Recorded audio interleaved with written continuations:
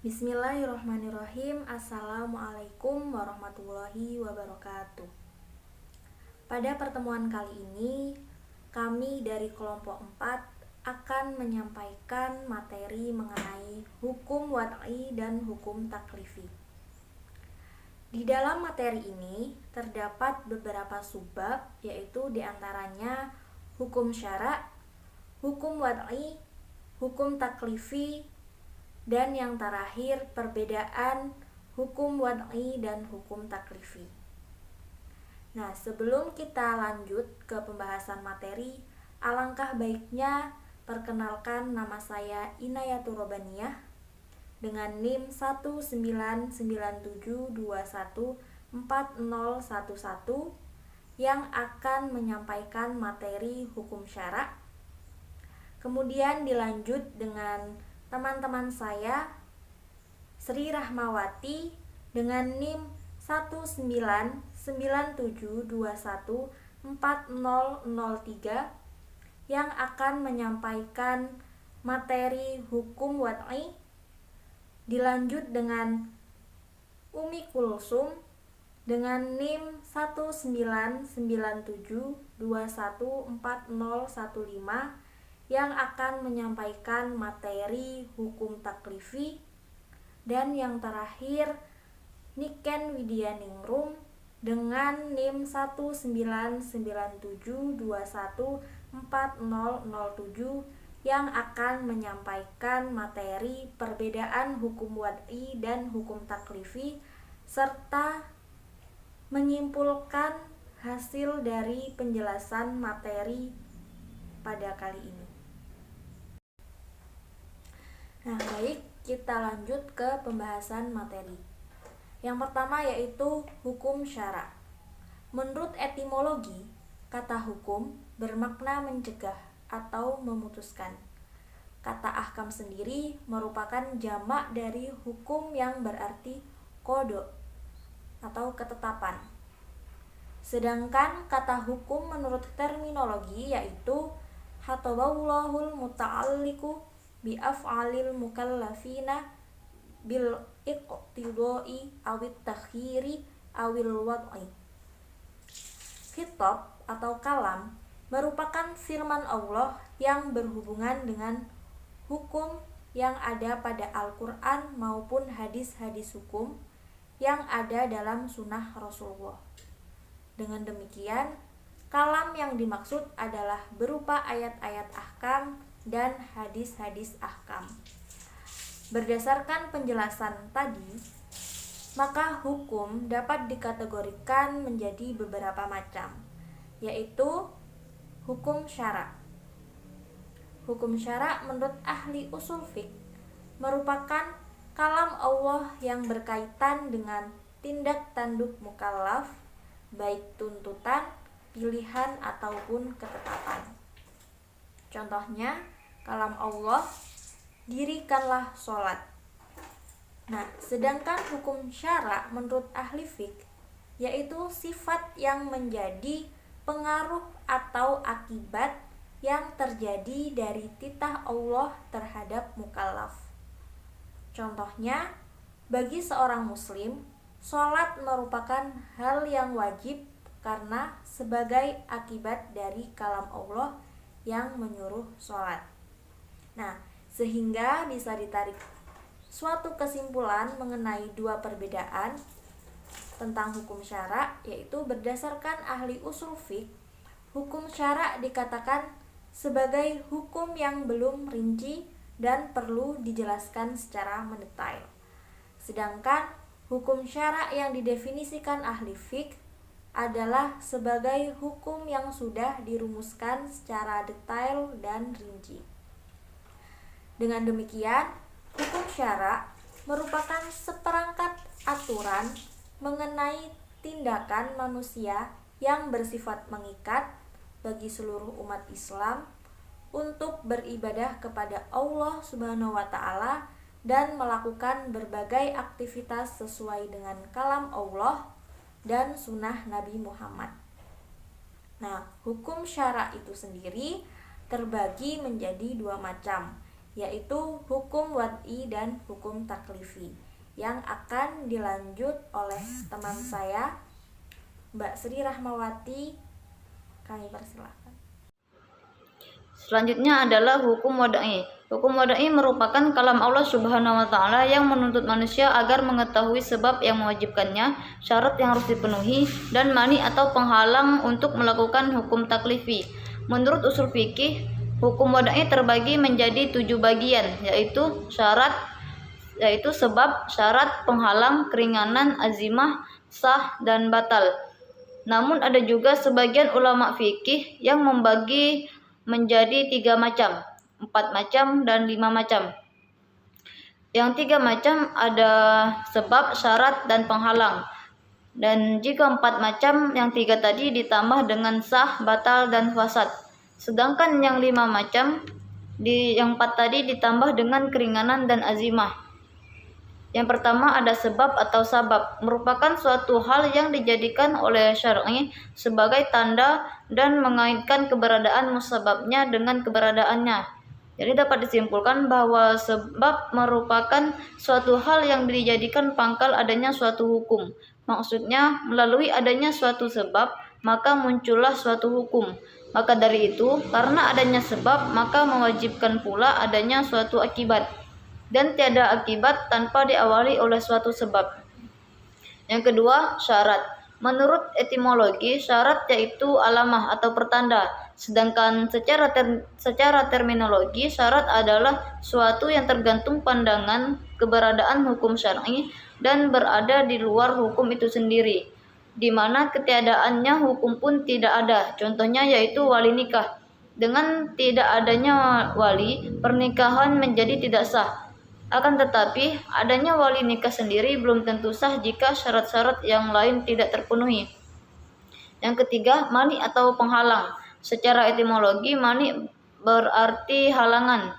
Sedangkan secara terminologi, mani merupakan sifat zahir yang mampu diukur di mana keberadaannya menyebabkan tidak adanya hukum atau ketiadaan sebab. Contohnya, seorang ahli waris yang tidak mendapatkan bagian karena ada perbuatan yang menghalanginya. Yang keempat, sah, batal, dan fasad.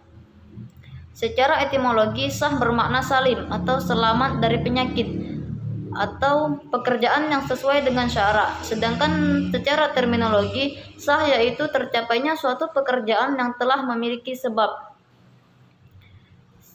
Sedangkan batal yaitu ibadah yang menyalahi ketetapan syara yang mengakibatkan tidak berlakunya efek syar'i kepada akad muamalah atau ibadah yang dilakukannya, ataupun ibadah yang tidak memadai dari melepaskan tanggung jawab serta belum menggugurkan kewajiban qada. Akibatnya tidak ada konsekuensi apapun dari perbuatan tersebut atau dianggap tidak pernah melakukannya. Sedangkan fasad secara etimologi bermakna zohib, yang hilang dengan sia-sia lagi merugi. Sedangkan secara terminologi, berdasarkan jumhur ulama dimaknai sama dengan batal. Namun menurut ulama Hanafiyah, fasad ialah kerusakan yang tertuju pada salah satu sifat dan hukum asal perbuatan itu disyariatkan. Yang kelima, azimah dan keringanan. Azimah yaitu hukum umum yang disyariatkan sejak semula oleh Allah Subhanahu wa taala yang tidak tertentu pada suatu keadaan saja dan tidak khusus untuk seorang mukallaf. Nah, selanjutnya itu hukum taklifi. Secara bahasa, taklifi berasal dari kata kallafa yukalifu taklifan yang bermakna ban. Definisi hukum taklifi yaitu suatu hukum yang berlandaskan doktrin Allah Subhanahu wa taala yang berkaitan dengan perbuatan mukallaf, baik berupa tuntutan, perintah larangan atau berupa pilihan. Sedangkan menurut para ahli usul fikih, hukum taklifi adalah suatu ketentuan yang menuntut mukallaf untuk melakukan atau meninggalkan atau memilih untuk melakukan ataupun tidak melakukan perbuatan. Nah, contoh hukum yang menunjukkan tuntutannya itu perintah untuk melakukan sholat ataupun menunaikan zakat. Sedangkan contoh hukum yang menunjukkan larangan yaitu seperti larangan untuk minum khamar ataupun makan harta anak yatim. Nah, suatu perintah berbentuk pasti maka disebut wajib. Jika tidak pasti maka disebut sunnah. Larangan jika bentuknya pasti disebut haram, namun jika tidak pasti disebut dengan makruh. Sedangkan pilihan itu sendiri disebut mubah atau boleh. Hukum taklifi menurut mazhab Hanafi terbagi menjadi 7 bagian, yaitu fardu, wajib, mandub, makruh tahrim, makruh tanzih, haram dan mubah. Sedangkan mayoritas ulama atau jumhur ulama membagi hukum taklifi menjadi 5 bagian, yaitu wajib, mandub, haram, makruh dan mubah. Yang pertama itu wajib. Menurut bahasa wajib berarti jatuh atau gugur dan lazim tetap. Menurut istilah wajib adalah sesuatu yang diperintahkan oleh syar'i secara ilzam atau wajib. Nah, mandub secara bahasa itu berarti yang diminta atau yang dianjurkan. Sedangkan secara istilah yaitu sesuatu yang diperintahkan oleh syar'i tetapi tidak secara ilzam atau wajib. Nah, yang ketiga itu haram. Menurut bahasa berarti mamnu, yang dihalangi, dilarang. Sedangkan menurut terminologi usul fikih, haram memiliki arti sebagai sesuatu yang dilarang oleh Allah dan Rasulnya, di mana Allah yang melanggarnya akan dianggap durhaka dan berdosa, serta orang yang meninggalkannya karena mentaati Allah Subhanahu wa Ta'ala akan diberi pahala. Nah, yang keempat itu makruh. Menurut bahasa, makruh bermakna yang dibenci. Menurut usul fikih, makruh merupakan suatu hal yang dianjurkan syariat untuk meninggalkannya, dan bila ditinggalkan mendapat pahala, jika dilanggar tidak berdosa. Nah, yang kelima itu menurut bahasa mubah. Mubah itu bermakna mu'lan atau yang diumumkan, dan ma'dzun fi yang diizinkan. Sedangkan menurut istilah mubah bermakna sesuatu yang tidak berkaitan dengan perintah dan tidak juga larangan dengan sendirinya. Perbedaan hukum wad'i dengan hukum taklifi. Yang pertama, hukum wad'i mengandung keterkaitan antara kedua persoalan, di mana salah satu di antaranya adalah dijadikan sebab, syarat, atau penghalang. Sedangkan hukum taklifi terkandung tuntutan untuk melaksanakan, meninggalkan, atau memilih berbuat atau tidak berbuat. Yang kedua, hukum wad'i tidak dimaksudkan agar dapat dilaksanakannya hukum taklifi. Sedangkan hukum taklifi sendiri merupakan tuntutan langsung pada mukallaf untuk dilaksanakan, ditinggalkan, atau melakukan pilihan untuk berbuat atau tidak berbuat. Yang ketiga, hukum wad'i tidak mempersoalkan kesulitan ataupun kesempitan yang dipikul oleh mukallaf. Karena dalam hukum wad'i sendiri, terkadang mukallaf ada kalanya memikul suatu kesulitan dan juga kesempitan. Contohnya seperti menghadirkan saksi sebagai syarat dalam pernikahan. Sedangkan hukum taklifi harus sesuai dengan kemampuan mukallaf untuk melaksanakan dan meninggalkannya. Karena dalam hukum taklifi tidak boleh ada kesulitan dan kesempitan yang tidak mungkin dipikul oleh seorang mukallaf. Yang terakhir atau yang keempat, yaitu hukum wad'i ditujukan kepada manusia mana saja, baik telah mukallaf ataupun belum. Contohnya seperti anak kecil dan juga orang gila. Sedangkan hukum taklifi tidak ditujukan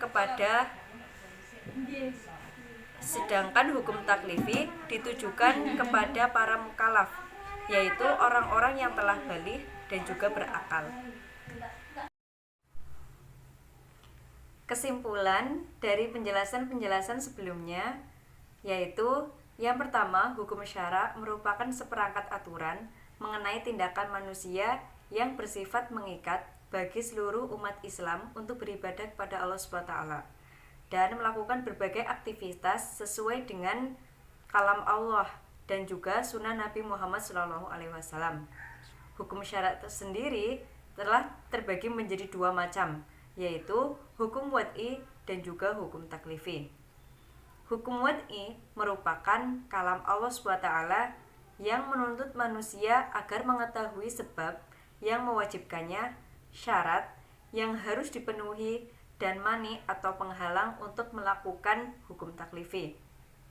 Menurut usul fikih, hukum wad'i terbagi menjadi 7 bagian, yaitu sebab, syarat, penghalang, keringanan, azimah, sah, batal, dan fasad. Sedangkan hukum taklifi adalah suatu ketentuan yang menuntut mukallaf untuk melakukan atau meninggalkan ataupun memilih untuk melakukan atau tidak melakukan perbuatan. Mayoritas ulama atau jumhur ulama membagi hukum taklifi menjadi 5 bagian, yaitu wajib, mandub, haram, makruh, dan mubah. Sedangkan menurut mazhab Hanafi, hukum taklifi sendiri dibagi menjadi 7 bagian, yaitu fardu, wajib, mandub, makruh tahrim, makruh tanzih, haram, dan juga mubah. Perbedaan antara keduanya yaitu bahwa pada hukum wad'i terkandung keterkaitan antara kedua persoalan, di mana salah satu antara keduanya bisa dijadikan sebab, syarat, ataupun penghalang. Sedangkan hukum taklifi terkandung tuntutan untuk melaksanakan, meninggalkan, ataupun memilih berbuat atau tidak berbuat. Selain itu, hukum wad'i berlaku untuk semua orang. Kemudian, hukum wad'i tidak memandang kesulitan dan juga kesempitan. Sedangkan hukum taklifi hanya berlaku untuk mukallaf dan memandang suatu kesulitan dan juga kesempitan yang dipikul oleh seorang mukallaf. Baik, sekian penyampaian materi dari kami. Berikut ini adalah beberapa referensi yang kami ambil guna menyusun makalah kelompok kami. Nah, jika teman-teman dari kelompok lain mempunyai beberapa pertanyaan atau teman-teman kurang paham dari materi yang kami jelaskan atau kami sampaikan, kami dari kelompok 4 mempersilahkan untuk bertanya. Kami akhiri. Wassalamualaikum warahmatullahi wabarakatuh.